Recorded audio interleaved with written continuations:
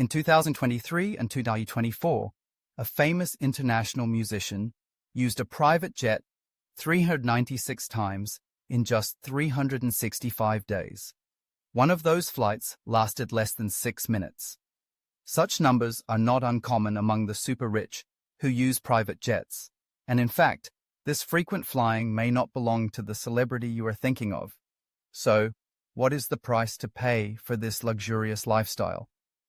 Most private flights take place in the US, where even a short trip can be extremely expensive. If you want to fly by private jet, you have two options: buy or rent a plane.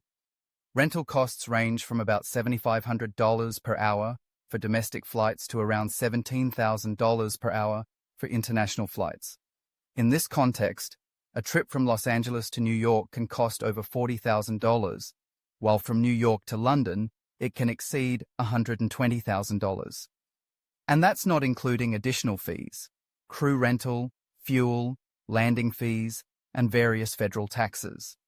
However, these costs are still cheaper compared to owning a private jet.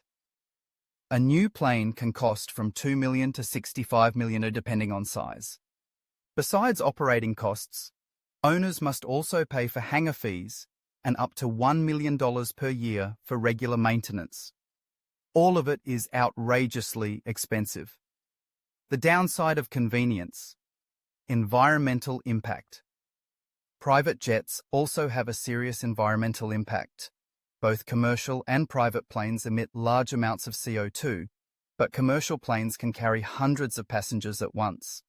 For example, in 2022, commercial planes emitted about 800 million tons of CO2 to serve 853 million passengers, which is less than 1 ton of CO2 per passenger per flight. On average, each person emits about 4 tons of CO2 per year, meaning just 2 round-trip flights can double an individual's annual carbon emissions. Flying by private jet is much worse. Since they serve only a few passengers, the average emissions per person are 10 to 20 times higher than commercial flights.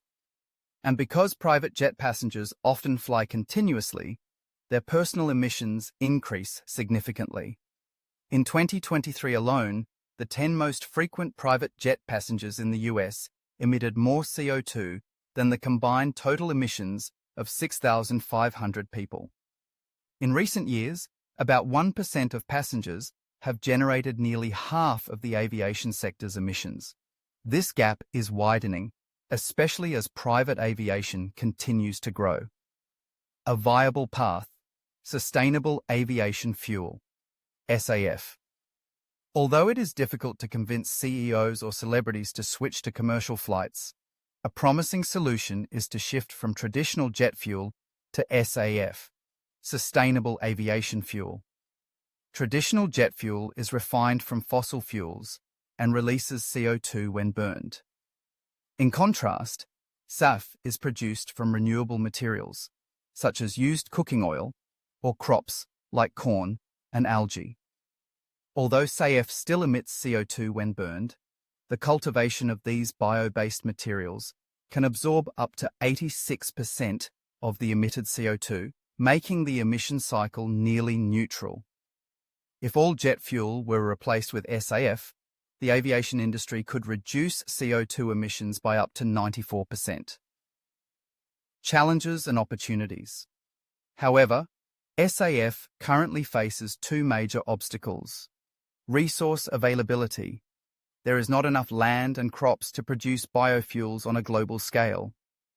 Scientists are developing synthetic SAF from air and water, but this technology is still in the experimental stage.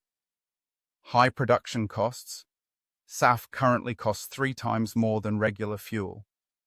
This makes airlines reluctant to switch, as it would increase ticket prices.